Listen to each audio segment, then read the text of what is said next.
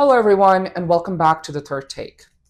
We will be starting today's episode by talking about Anas al-Sharif and many other Al Jazeera journalists and Palestinian journalists that have been assassinated by Israel since the genocide has begun after October 7th, 2023. Anas al-Sharif was a 28-year-old Palestinian journalist born in the Jabalia refugee camp who was assassinated by the Israeli military. And this is in their own words because they have actually claimed responsibility for his death. Anas al-Sharif, along with five other Al Jazeera journalists, was actually in a press tent in Gaza when it was struck by Israel. Anas al-Sharif was born in the Jabalia refugee camp. He grew up there. In his entire life, he's worked hard on platforming Palestinian voices. He was even called the voice of Gaza. Anas al-Sharif in 2024 won a Pulitzer Prize for his reporting along with his team at Reuters. And he's also been working with Al Jazeera. I don't really know how anybody that is making content right now, specifically political content, whether you're a podcaster, you're a journalist, you are a TikToker that makes political content, how can you not talk about Anas al-Sharif and Palestinian journalists? A war that has been the bloodiest war for journalists, and there is almost zero acknowledgement from Western media and Western journalists when it comes to what's happening on the ground in Gaza to their colleagues, to journalists.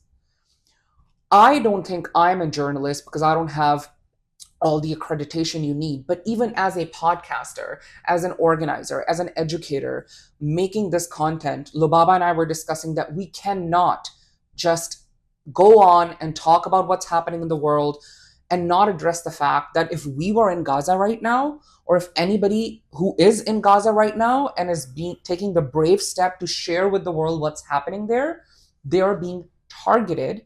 And the country that is targeting them is getting weapons from most prominent Western nations, including the United States, and more recently with the report released in Canada from the Palestinian Youth Movement and other organizations, the Canadian state is still complicit in providing weapons to the Israeli regime. We need to be very serious about what is happening in Gaza right now to press freedom. There's a famine there as well, but specifically focusing on these two issues is extremely important for us.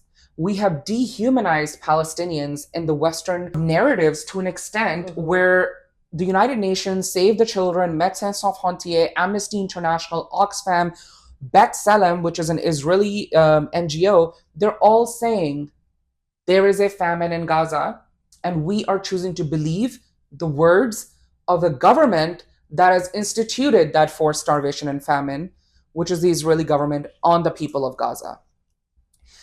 I really want to bring up the words of Ian Williams, who is the president of the Foreign Press Association, who did an interview at CNN recently, a few days ago. And in that interview, shamelessly, a CNN journalist asked him, well, Israeli government is saying that Anas al-Sharif was a member of Hamas. What do you have to say about that? Ian Williams, I'm quoting him, he's the president of the Foreign Press Association, said, I don't care if he was a member of Hamas, we don't kill journalists. Mm-hmm. I'm going to repeat that for anybody that still doesn't understand. Ian Williams said, I don't care, we don't kill journalists. Ian Williams further said that yes, while Hamas is an organization that many people dislike and many countries have designated it as a terror group, the facts on the ground are also that Hamas is a political organization as well. There is a military wing of Hamas, and then there is a political wing of Hamas. There's a civil service wing of Hamas. So to say that you don't like somebody's political affiliations, again, we don't know if Anas was part of that, but Ian Williams says it doesn't matter. He continues to say to the CNN journalist, we don't kill journalists just because they're Republican or Democrat. We don't kill journalists just because they're aligned with a far-right movement. This is extremely important, and I encourage all of our friends who are content creators, who are podcasters, who are organizers, who are journalists, specifically in the West, because the global South has been making sure that everybody knows about what's happening. But we need to make sure that we are demanding from our journalists here, for instance, the National Post, which is a media organization in Canada, recently had to take down a headline because they basically were giving Israeli narrative preferential treatment when it came to Anas al-Sharif. I mean, what is actually happening in Canadian press and media rooms right now that we are trusting a government that has a history of targeting journalists? And I'm sorry if I'm getting really upset about this, but it's actually insane to see the people doing the actual Lord's work in Gaza, where Israel does not allow international journalists. And these Palestinian journalists are putting their life on the line, and they're making sure that we can get live Instagram live, live news out of there. And we're still choosing to believe a government whose prime minister and other former minister are wanted for war crimes by the International Criminal Court. What sort of a warped reality are we in right now? Yeah.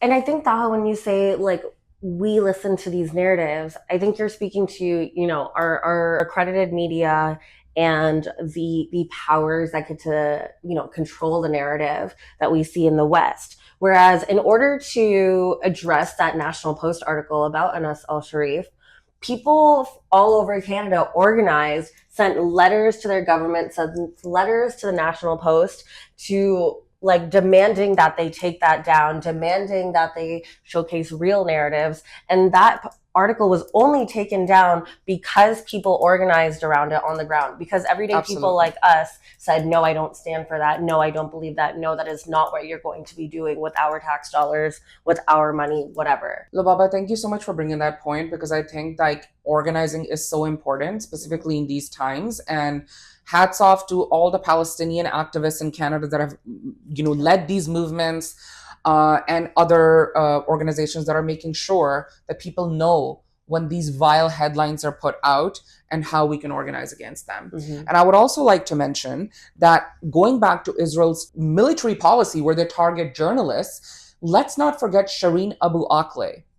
Shireen Abu Akleh was an American Palestinian journalist who was in the West Bank pre-October 2023, because everybody on the Israeli side loves to talk about October 7th as if it just happened out of nowhere in a vacuum. Let's talk about the fact that way before that, Shireen Abu Akleh was sniped in the neck. Israel initially denied those reports. Later, the investigation did show that did happen.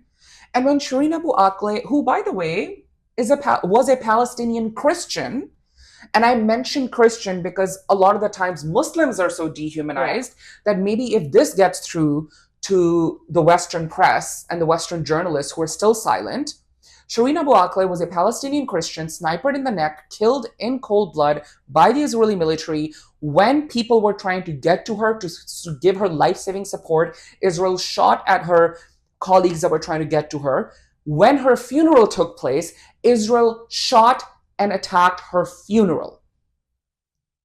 This is where we are today, everyone, where we have journalists like Clarissa Ward from the CNN, who I'm happy, Clarissa, that you are having this awakening where you are talking about the fact that it breaks your heart to see what's happening to journalists in Gaza.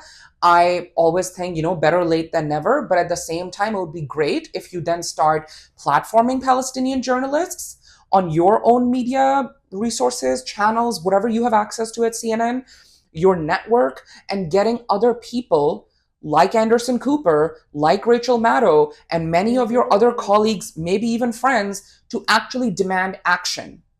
Because we can't have the president of the Foreign Press Association going on CNN advocating for people like Anas al-Sharif, Pulitzer Prize-winning journalists like Anas al-Sharif, and then CNN journalists being like, oh, well, what do you mean? And I do have to say that as disappointed as I am with what's happening in the media rooms in the West, especially the corporate media rooms, South African journalists held a vigil where they actually focused on Anas al-Sharif and his colleagues that were killed in an Israeli strike in a tent that was marked as a press tent in Gaza. They are demanding action, and it's time that we also demand action from our governments. That is our democratic right, and from our press, because that is also our democratic right to expect and to want better from journalists here. I think that's such an important point, Taha. Something that we've been talking about a lot is that, this attack on journalists is not just an attack on, the media, is not just an attack on Palestinians. It is an attack on the truth, right? They are trying to hide the truth by targeting journalists. That's why foreign journalists can't get into Gaza right now. I want to talk more about demanding action. Now, when Shireen was attacked and killed, I thought that was a point in, the violence that Palestinians were facing where it would be a turning point. I really thought, it can't be worse than this. And then years later, we see October 7th happen and the genocide that is underway that follows.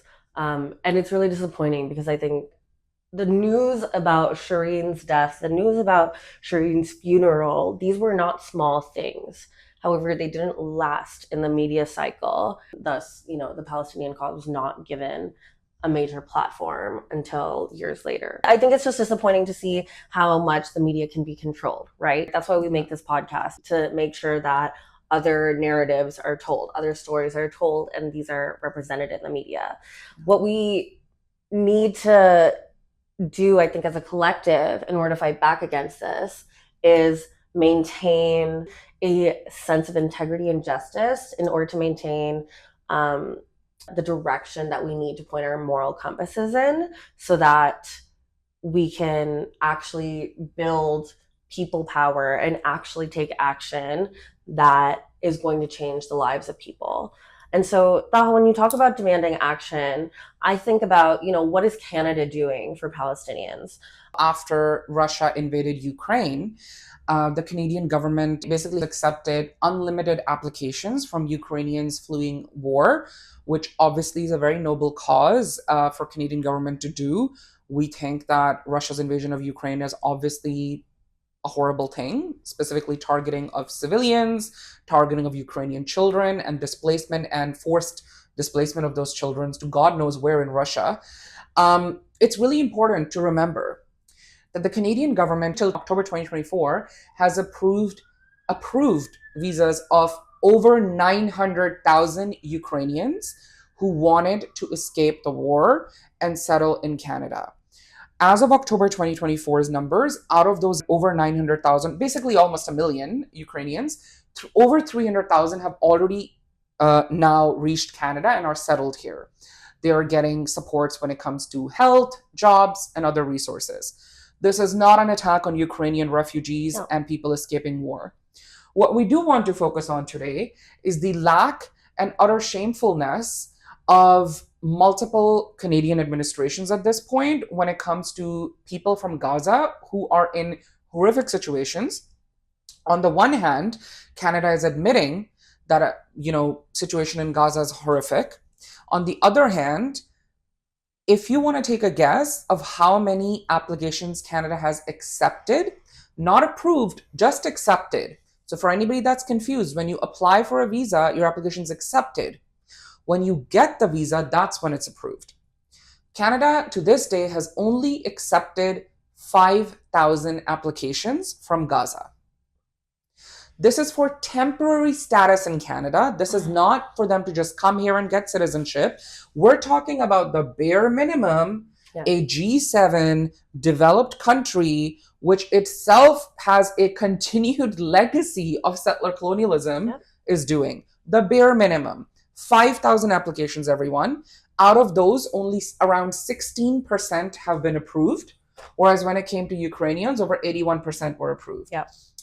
If you go on the Government of Canada's website now to the immigration web page, and you look, it says the Gaza visa program is currently closed because the cap for the applications has been reached, which was 5,000 applications. And actually, the stats that Taha just mentioned, all of these findings are broken down in a report by the Canadian Centre for Policy Alternatives. They published this report last year, November 2024, doing a comparative analysis of Canada's acceptance of refugees in the visa program, that and looking at the process for Palestinians versus the process for Ukrainians and sort of what that looks like, as well as the differences there. And so all these stats and findings are there. Of course, they've changed by now. It's been almost another year, and we've entered a famine stage at this point in Gaza.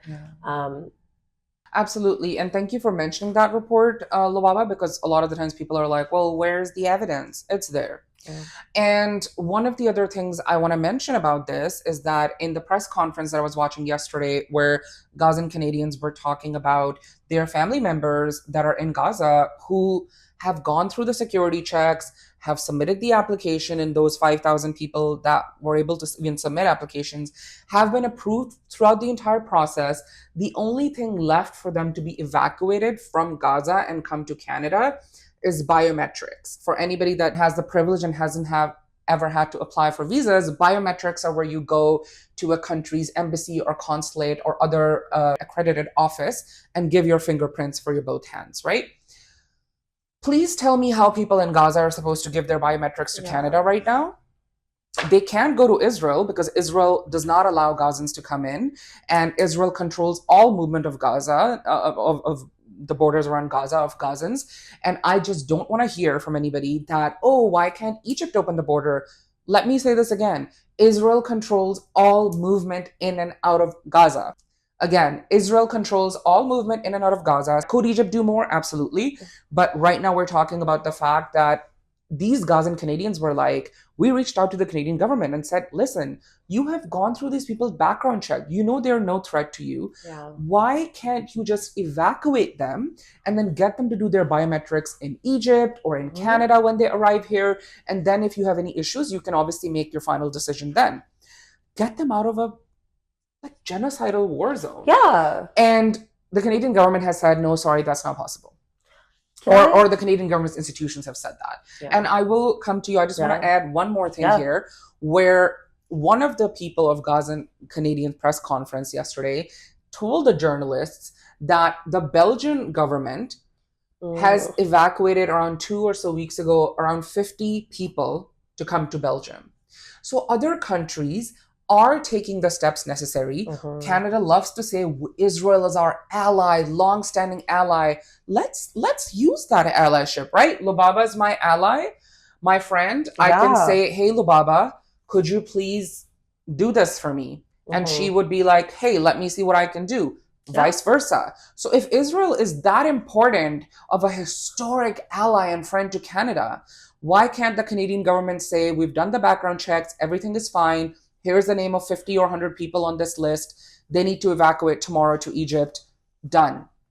But we're not doing that. So there's this lip service that is being done by the Canadian government, and Canadian government is going to be so upset with us. But guys, like, we are just exercising our democratic rights to mention that this is really upsetting to see. Yeah. And I know you have a lot to say about the lip service that is being done. And also, I think when we talk about Canadian complicity, I think this is a really important point to note about this is what the complicity will look like, right? The folks that say, oh no, why can't they just go to Egypt to get their biometrics? It's like, well, the Rafah crossing was completely closed off during the Super Bowl last year. Rafah was being bombed, and that's why a lot of organizers were saying, all eyes on Rafah around that time. But of course, the general public, the general consumer is distracted by the Super Bowl and other things that have people's attention. The Canadian government not allowing for some resolution to be created in that process, not trying to facilitate a resolution there. Also not necessarily offering an alternative for Palestinians to be able to send their biometrics. If that's really the last obstacle to them processing these visas, that is the Canadian government's complicity. We know that the Rafah crossing is not available. We know that the Rafah border is not available, that Palestinians that were funneled towards the Rafah border were attacked. I mean, Right? Rafah was once the red line of Joe Biden. And then Yeah. during his presidency, Israel started bombing Rafah. Yeah. And since then, Israel's basically destroyed Gaza, guys. Now Yeah. they're going after Gaza City. Yeah. Which is like the only sort of main metropolitan center left where there's, as Bisan said recently, everybody should follow her, like 1 million Gazans, human beings, are living in Gaza City, which is the biggest city of the Gaza Strip. Where are they supposed to go? Down south towards Rafah, towards the Egyptian border? What is in Rafah now? I think that's what really infuriates me with Carney's lip service, because he says, oh, we're going to recognize a Palestinian state. Oh, we're going to do this belated, recognition of Palestine, and look at how progressive we are, et cetera, et cetera. But it's concerning to me because it's almost as if he's parading this around as a threat to Israel, right? Because for their bad behavior. Exactly. Like, oh no, you've been so bad. We're going to recognize the person you've been bullying, the state you've been bullying as a state, and we're going to recognize them as human to punish you? Like, how twisted of an idea is that? Same with Keir Starmer. Exactly. And also the conditions of Palestinian statehood are that unless, like, we will recognize a Palestinian state unless Israel decides to lay down its arms and whatever. It's pathetic.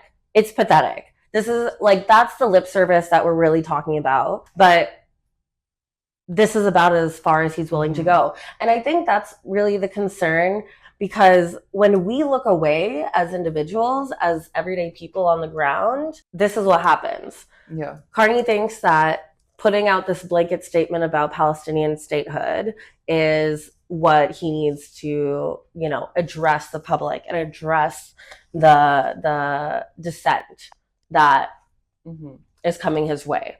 When we don't keep our foot on the gas pedal, we're left with these crumbs, right? Yeah. And I think that's the thing to keep in mind, is that it's really important for people to realize. I know a lot of people on the right, or sometimes even on the center left, say like, oh, when is that enough for pro-Palestinian people, right? Like, they're recognizing the statehood. Is that not enough? Well, you have to ask yourself this. If you were in that situation, how would you like to be treated? If you were in an open-air concentration camp on one side in Gaza and a completely colonized area of the West Bank on the other side, where you had no human rights, the settlers that are colonizing you have civilian law applied to them, and you have military law applied to you in these areas, what would you want the world to do? Would you want the world to just say, oh, yeah, you wanted a state, we'll recognize it? Or do you, we need Palestinians to still be alive in Gaza. I'm sorry to be morbid, to have a Palestinian state. Yeah. Right now, the Israeli government is conducting a full-on operation, military offensive into Gaza City, which is the biggest city of the Gaza Strip. I cannot stress this enough, that this is going to be horrible human toll that we're going to see at the end of this. And it's very important that we do reach out. We exercise a democratic right. We reach out to our members of parliament. We reach out to the government, to the prime minister, to Minister Anand, to Minister Diab, and say that this is not okay. And if Israel is truly an ally of Canada, as the Carney and the Trudeau administrations have claimed and continue to claim, why are we so helpless in front of an ally? And I do want to bring this discussion to what has recently happened in the United States when it comes to visas for Palestinians, because I actually don't even want to say this person's name, but I have to for this story and also for historical record. Laura Loomer is a self-appointed proud Islamophobe, as she describes herself. She is also a friend of Donald Trump. She's a young white woman who is an influencer in the US. She recently tweeted a picture, when I say recently, like a few days ago, picture of Palestinian children who have arrived in San Francisco and in Texas, in these two areas of the US, for treatment. An NGO called Heal Palestine has been trying really hard to raise funds and bring these Palestinian children in, who, by the way, Palestine in Gaza specifically has the largest population of child amputees in the world. These are children that have been operated on without anesthesia, not because of Hamas, but because of the fact that Israel does not let in medical supplies into Gaza. When Israel controls all the border crossings, how are they supposed to, Palestinians in Gaza, supposed to get these things? Again, Laura Loomer, your government, the United States, is the biggest military backer of Israel, biggest political backer of Israel. Your government has ensured that the genocide in Gaza continues to take place. Your government in the United States is not an innocent bystander. It is actually an equal participant in this genocide. And you are going online, and this woman, she's tweeting saying, "Oh, why am I seeing pictures of Gazan children on the news receiving medical treatment in the US? I thought Gazans couldn't get visas to come here."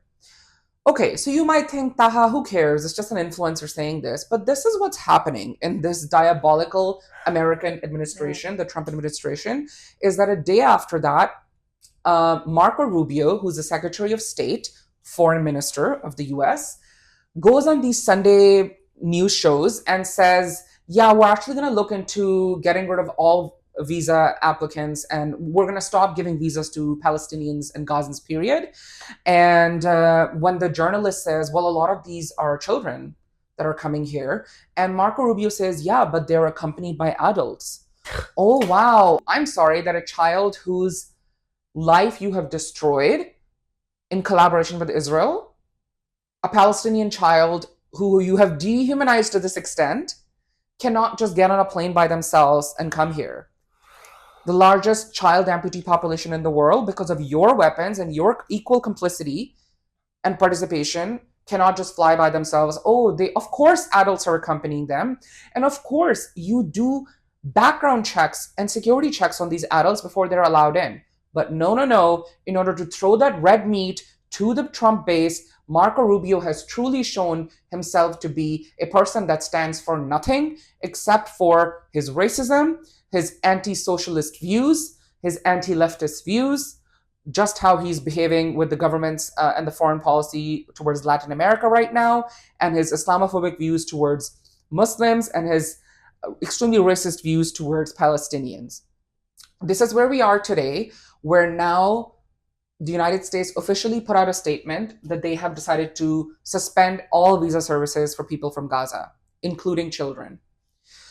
Again, to our American listeners, again, this is something you need to demand even from your Democratic Congress members and senators, because even some of the Democratic members of the House that are part of the intelligence, foreign affairs and intelligence committee have said, oh, well, you know, if Marco Rubio is saying that there must be some, guys, come on. No. Like, this is getting ridiculous at this point. And you guys want to win the midterms then? Yeah. And then again, you're going to blame pro-Palestinian people for not winning. Yeah. Okay. You're gonna defer to the process, because due process, but all due process has been thrown out the window when it comes to Palestinians. And also, last thing I will mention is that in order for Democrat politicians in the United States to get a pulse of where your electorate is, people that you want the votes of, is to talk about Pete Buttigieg and his recent interview on Pod Save America. Buttigieg basically was on Pod Save America doing an interview, and he was asked what his thoughts are on recognizing Palestinian statehood and the situation in Gaza. And this man, who is always lauded as an amazing orator, second coming of orators like Obama, he's so good at messaging, he's so good at this, so good at that. This man said this. You can watch the interview if you want on YouTube, but he literally goes, well, you know, this is a very profound question. And when it comes to Palestinian statehood, you know, when other people have recognized it in the past, it has been for other very nefarious purposes. And now we do see some of our partners in Europe do recognize that, or planning on recognizing it, but we have to make sure that it doesn't compromise the safety. I'm sorry, what safety are you talking about? You're prioritizing the feelings of Zionists over actual safety of human beings on the ground in Palestine. Your feelings getting hurt are not the same thing as you being unsafe.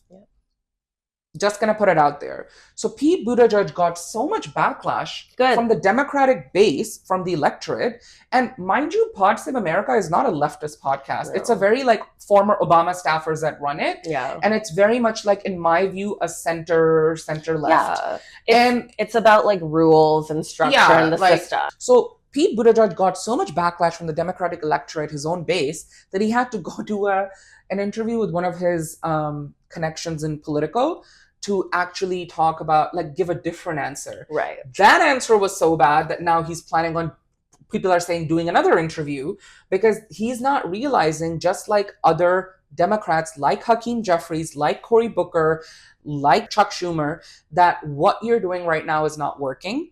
So now that we've covered a little bit about these visa issues and the abject dehumanization of Palestinians that is happening, specifically of people from Gaza, Lubaba, it would be great to learn a little bit more from your research about powers in the United States and in the West that are fighting back against this dehumanization of Palestinians. And I know you have a lot to say about that, specifically when it comes to people like Zohran Mamdani taking a stand and showing that actually running on actual leftist policies about affordability can work.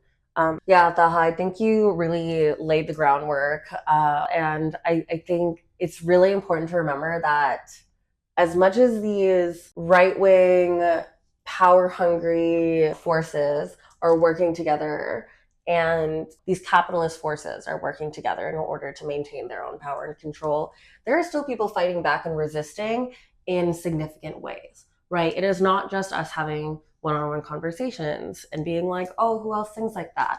Or it is not just us debating at a party about whether or not we should support Air Canada workers on strike. There are real people. Yeah. Mr. Cardamom. Yes, indeed. There are people that are doing this work that are also amassing power in order to have an impact, right? I think of Jane McAlevey talking about organizing for power principles. And if you don't know what organizing for power is, I highly recommend looking up some interviews with Jane McAlevey talking about organizing for power. I think it's a really important system of methods that everyday people need to utilize in order to be able to fight back and resist.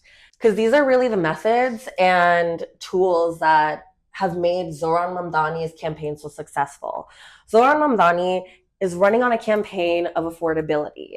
But beyond affordability, he is able to establish a campaign that reaches as many people as possible in New York, but also that can reach a wider audience by establishing an anti-Trump campaign, right? Trump is attacking him by calling for his citizenship to be revoked, saying whatever he can and disputing whatever Zohran Mamdani is saying so that Trump and his friends look better, right?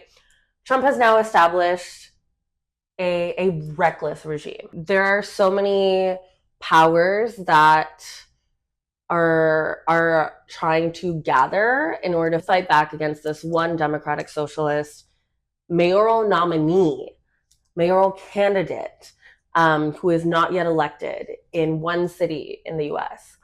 And I think that really speaks to the power that resistance holds, the power that Zohran Mamdani has amassed by organizing everyday people, by getting everyday people involved with a movement that is larger than them. And this anti-Trump narrative is really important now because we see all of these Republican states falling in line and sending their National Guard troops to DC, to Chicago, to wherever it is that Trump feels like moving his reckless regime.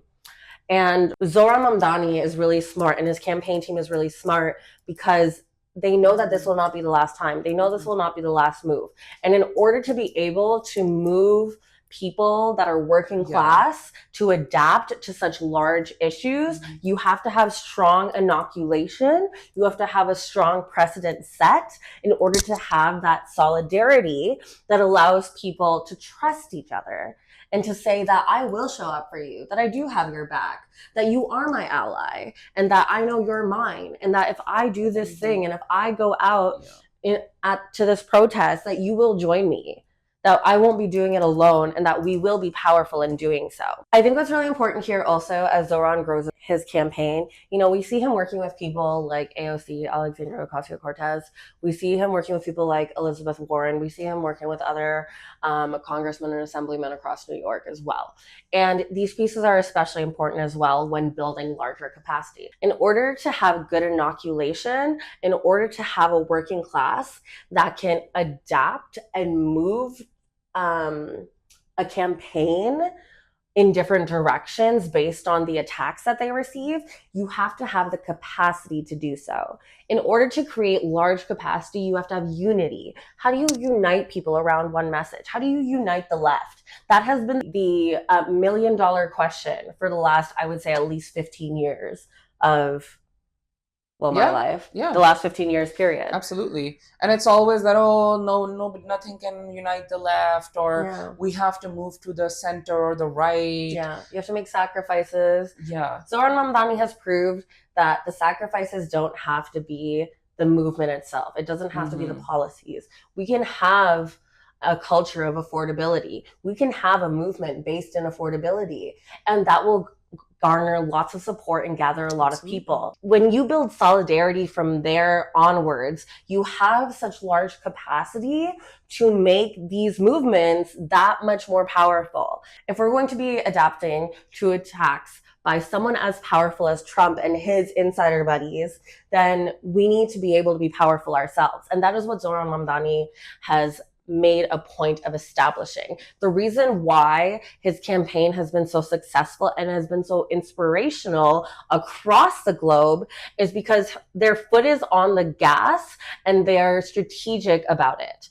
They know how to have the capacity to keep their foot on the gas, because one person can't do it alone. 10 people can't do it alone. One team can't do it alone. We have to do it with each other, in tandem with each other, and in consideration to the different lives and capacities that we all have created in our own individual lives. And Lubaba, if I may interject here, one of the things that you pointed out in our previous episode, specifically on Zohran, is that his campaign got around 40 to 50,000 people to volunteer. Yeah.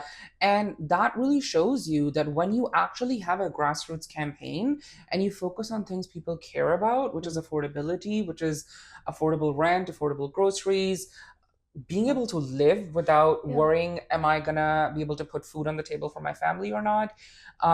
Being very vocal about human rights of all people, of all backgrounds, being pro-Palestine in New York, and still getting majority of the Jewish New Yorker vote, which literally shows you how detached and isolated the Zionist political movement is from Jewish New Yorkers, really shows you how much power Zohran has amassed, and any Democrat can amass once they focus on what matters for their constituents.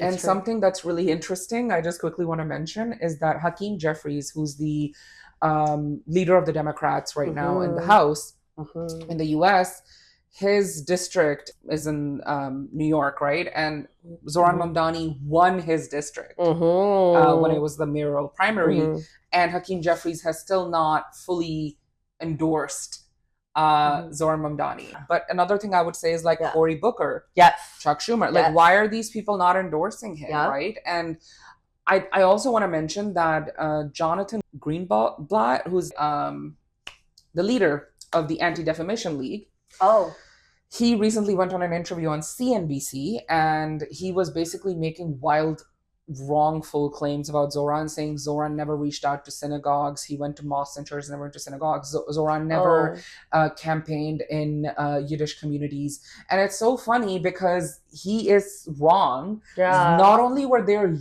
Zohran posters in Yiddish in those neighborhoods, also Zohran attended mainstream events by Jewish Americans that were organized in synagogues, which were attended by hundreds of people.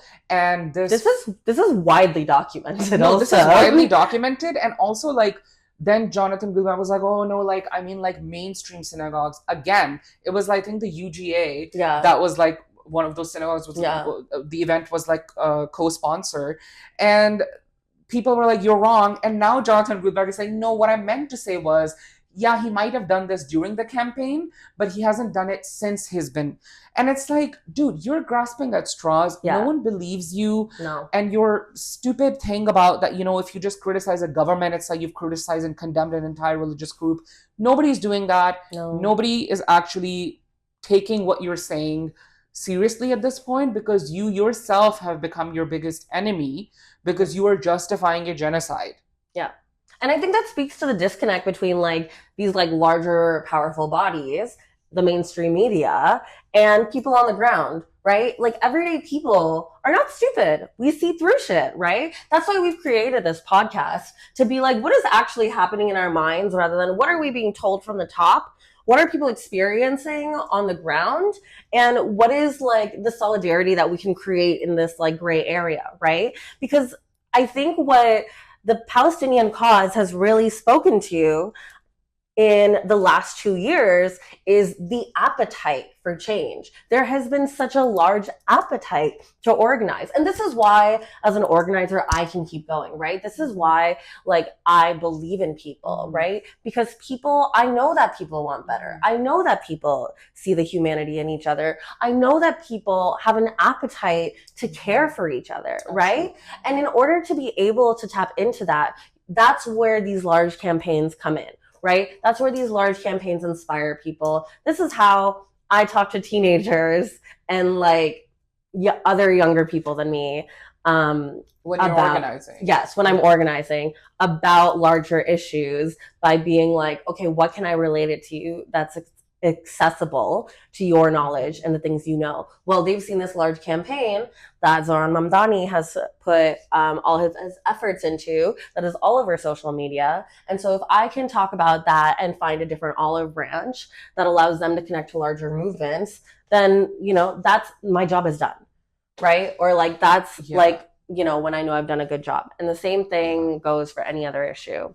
And speaking of other issues, I know that you wanted to relate the power of workers and organizing to a recent, I'm going to call it I know things are still in process, but like a victory for Air Canada flight attendants in Canada. If you want to speak to that. Yes. Okay.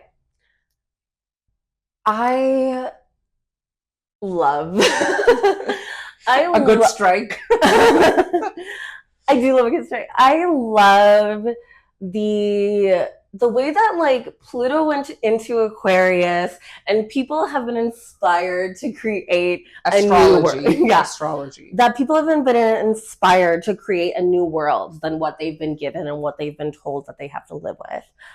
Air Canada workers went on strike. If you folks don't know, Air Canada is the major Canadian airline. Air Canada. It's our like flag carrier. Yes. Wow, I guess that's the language amongst people that are well traveled. Air Canada workers, about 10,000 flight attendants across Canada, coast to coast to coast, fought back. 10,000 of them organized over the last 6 months, and they were able to take on a behemoth of an employer. Now, their demands were very clear. Their current wages are abysmal. Flight attendants for Air Canada junior flight attendants earn only $24,000 a year, Canadian, in their first 3 years of being a flight attendant. That's wild. Yeah. These are specialized, trained professionals, right? They have to speak multiple languages fluently, seamlessly. They have to be able to provide expert customer service while in the air as people are freaking out for all different sorts of reasons, whether it be business stress, whether it be, time management, whether it be flight fears, right? Whether it be anxiety of any sort, whether it be claustrophobia, whatever it is, they have to manage everything and be able to do it seamlessly and maintain a standard that an airline wants to produce on an international scale. These people that are doing this earn $24,000 a year.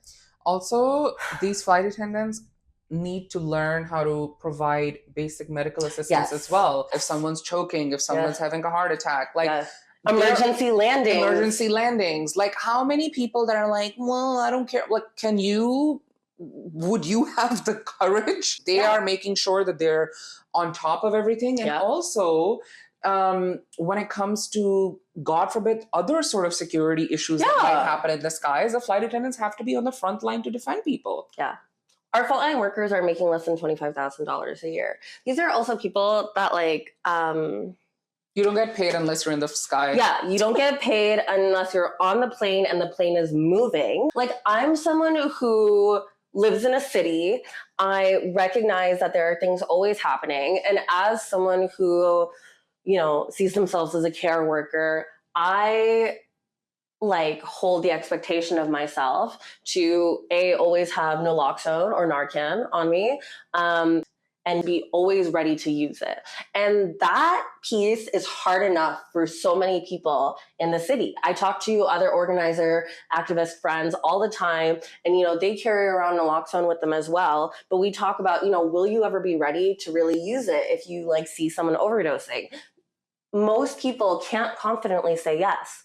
Mm-hmm. And the fact that, we can barely do that as people who care about this and who work with marginalized groups every single day, if we are nervous about doing so and we expect someone earning $24K to be able to do that like a professional, like a doctor, that's ridiculous. To how on paper, mm-hmm. we don't actually value that effort and value that skill and that technical training the way that they deserve. Yeah. Now, Air Canada workers, one of their demands include a wage increase of somewhere between 25 to 35%. I can't remember the exact number. I know people are going to say, oh, that's so much. At my job, we only got an increase of 3%. Well, then you know what? If these people succeed in getting this raise, it actually helps you too, because it sets a standard in many industries. Exactly. And when you're making 24K as a newer flight attendant, asking for a 25 to 35% increase in your wage is actually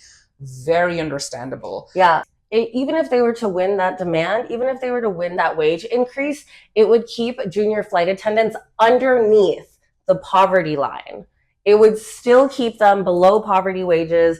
It would still be impossible, to afford a life as a single person near any of these areas. So many people that are flight attendants, so many people that work at airports don't live near an airport. You have to commute to an airport. And a lot of people have to commute far distances. What if you show up at the airport and suddenly your flight is canceled? You're not getting paid for that. You're not getting paid for all of the time you spent.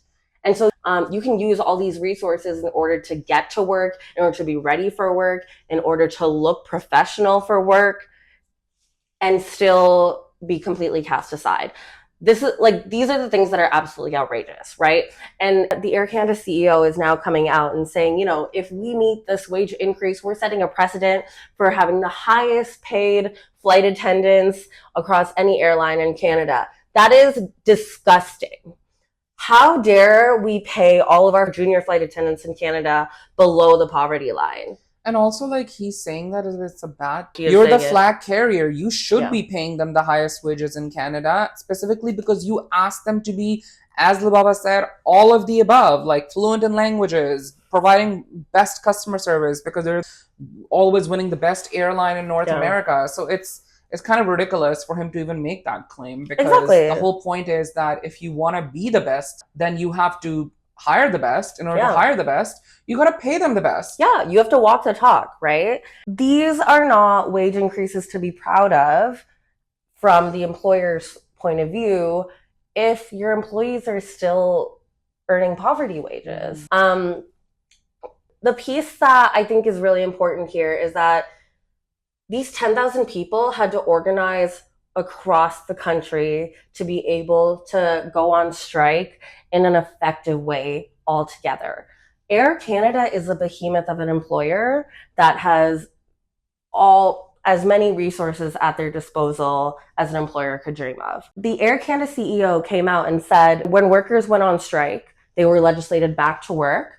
So basically, as Air Canada workers went on strike, within 12 hours of them being on strike, they were legislated back to work by the federal government invoking Section 107 of the Labor Code. Section 107 basically makes people that are deemed essential workers, it forces them to go back to work by, force. Yeah.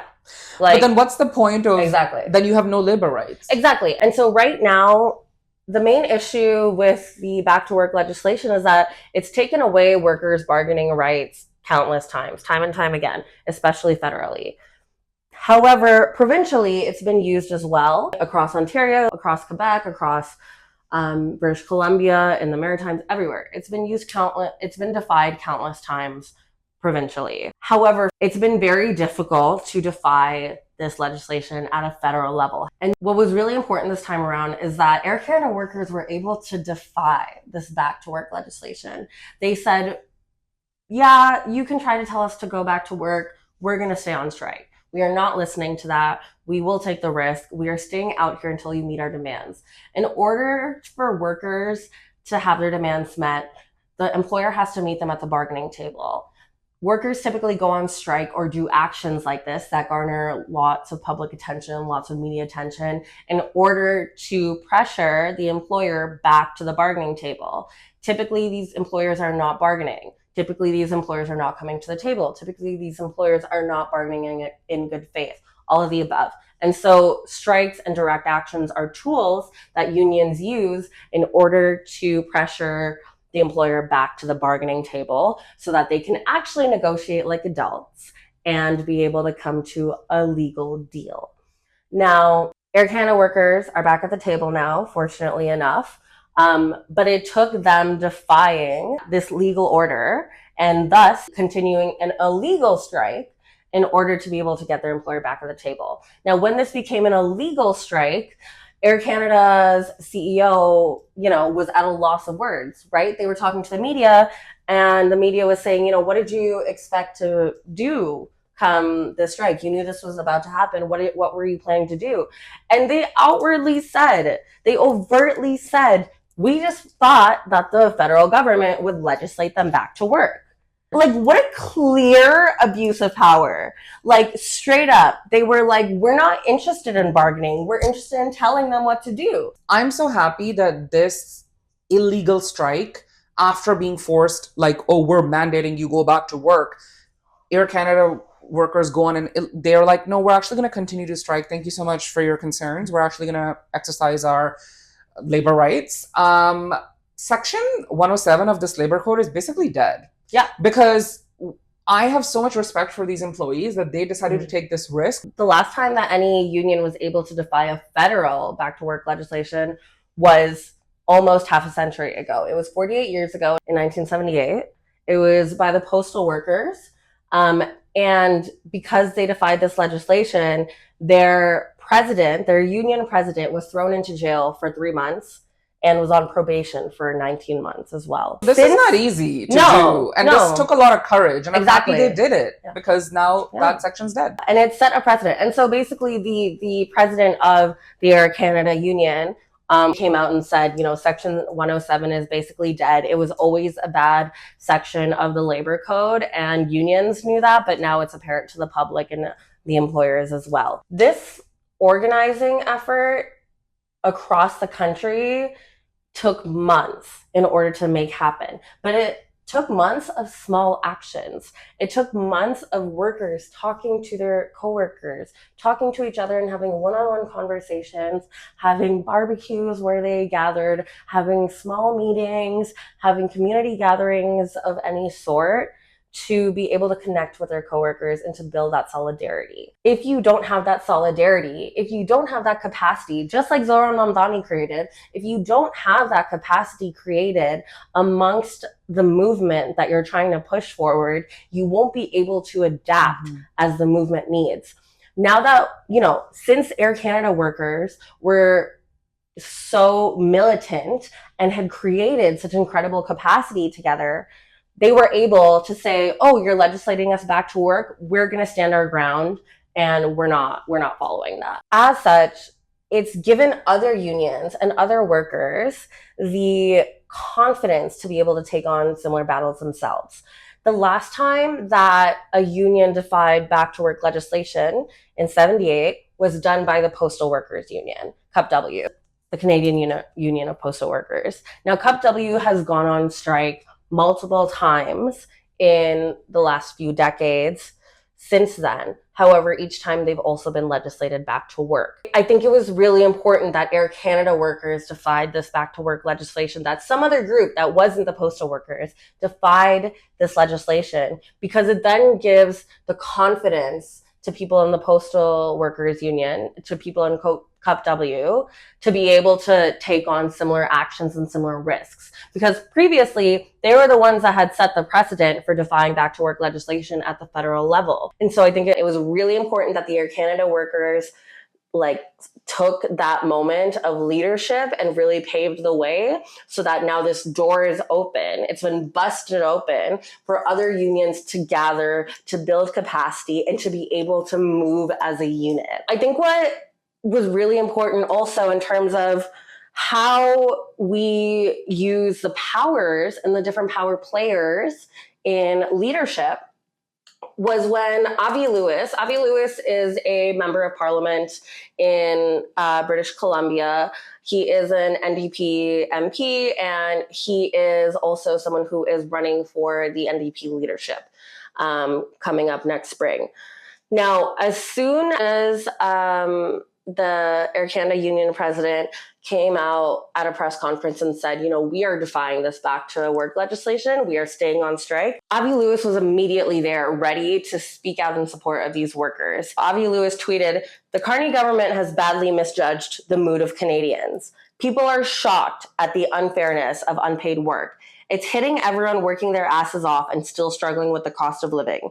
The 99% are with the workers today."